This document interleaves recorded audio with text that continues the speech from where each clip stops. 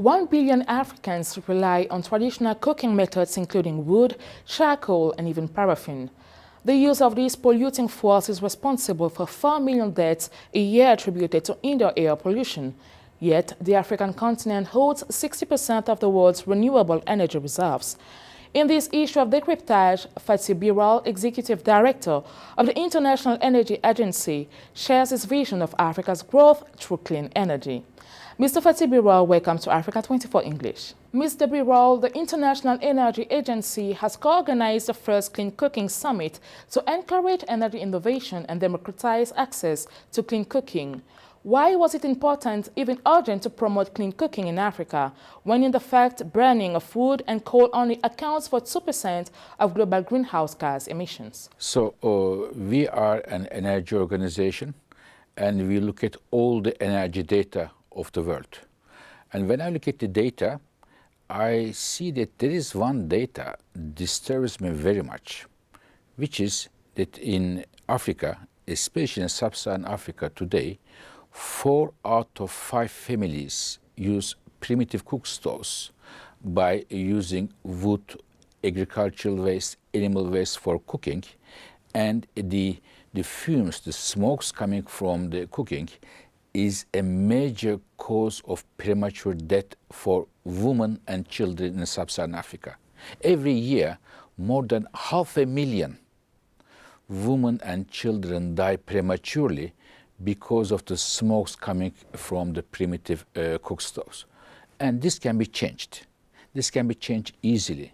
You don't need to discover a new technology and nothing else. This can be changed, and we have thought, as International Energy Agency, bringing several partners together, companies, investors, to find a solution to this problem. And I'm very happy to say that we were able to bring several African leaders, but also from Europe, from other parts of the world.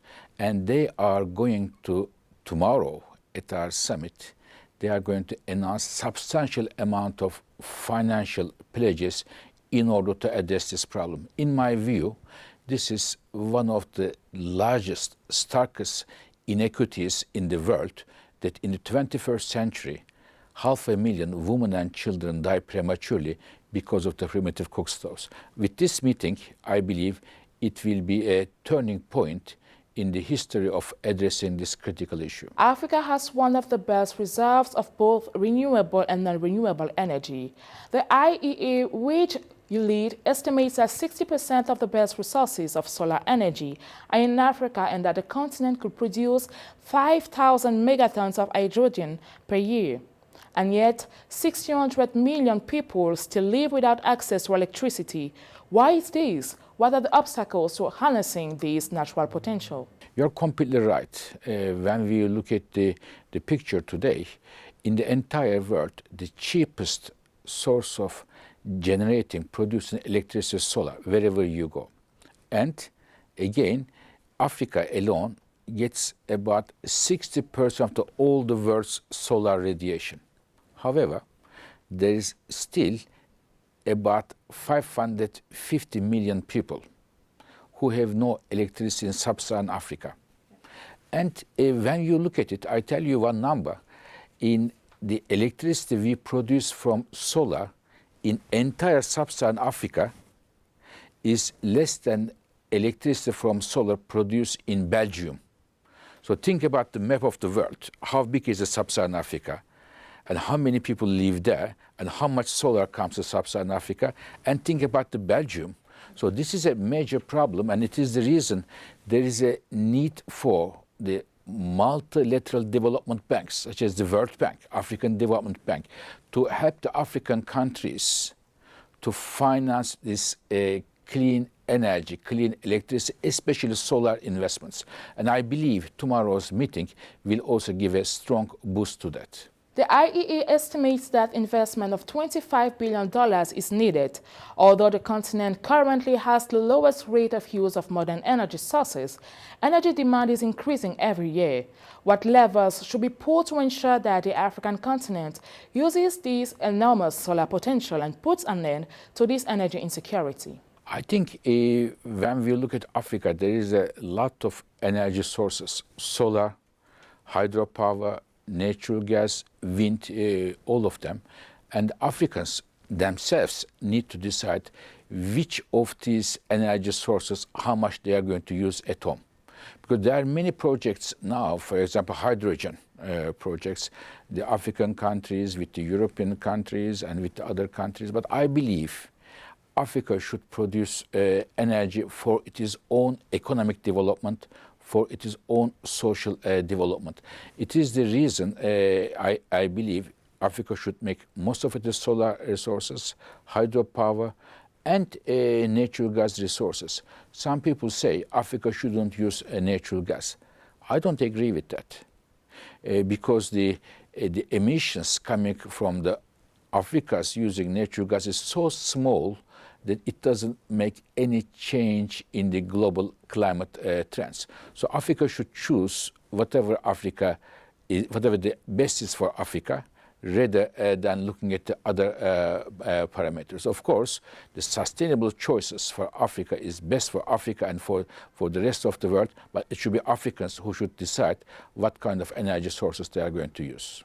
Mr. Birol, commercial competition is fierce in the race of raw materials and rare metals.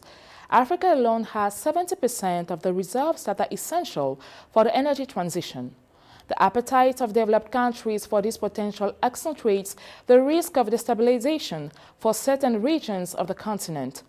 This makes the energy transition a cornerstone in the reshuffling of the cards in geopolitical relations. How does the EIA policies fit into this complex picture? When we look at the global energy trends, there is one trend which is very clear. The world is going towards a clean energy. For example, electricity generation comes from solar, wind, hydropower. More and more cars, we are seeing electric cars. And these clean energy sources needs critical materials. It is the lithium, it is the cobalt, borax, many of them, and Africa is very rich here. But my suggestion to African governments is be careful for two reasons. One, when you make the trade agreements with the countries in Europe or Asia or in Americas, be very careful, be aware of the value of the resources you have. This is number one. Number two, I believe to export these critical minerals as a raw material is good, but it is even better if you at home, if African countries at home refine it, process it, sell it as a refined product, and the value of the exports will be multiplied by a factor of 10, 15. So not only like the oil, not only the exporting the crude oil, but refine it at home, to manufacture at home, and then sell it, then the African countries will make lots of money there. So be careful about the value of the resources we have. They are very valuable resources. Don't have quick trade agreements. And the second, to manufacture it as much as at home and then sell it as a finished product rather than only as a raw material. With more than 2.3 billion inhabitants by 2050, 60% of whom will be under the age of 25, many observers believe that Africa will have to face up to the major challenges linked to this demographic boom. Beyond the principles of economic development, the continent is set to become a major player in the global energy ecosystem. How does the EIA analyze Africa's role in terms of energy distribution and the continent's growing energy needs? First of all, the energy is a very good thing. Energy makes your economy much more productive, makes your daily life much more comfortable, and makes it much better. Energy is a good thing. And Africa has a lot of energy sources. Now, the important thing is how the energy projects in Africa meet the investments. So it is the reason there are two jobs here. One, African governments prepare a clean energy strategy, how they are going to move their energy markets further in the interest of the African people. And second, to make their investment framework in a way that the capital, the investment around the world comes to Africa, because Africa will need a lot of energy. because the economy will grow, population will grow, and young population will grow. This is, in my view, the most critical challenge in the growth of Africa, to get the energy right and the right form of energy. And for all of them, Africa has a huge potential. But the question is, how do we make the most out of this potential? It is the reason International Energy Agency is taking Africa as a priority and working almost all the governments in the African continent to give them advice, to give them policy recommendations, to make the right decisions at the right time. Mr. Fatih Birol, thank you for answering Africa 24's English questions.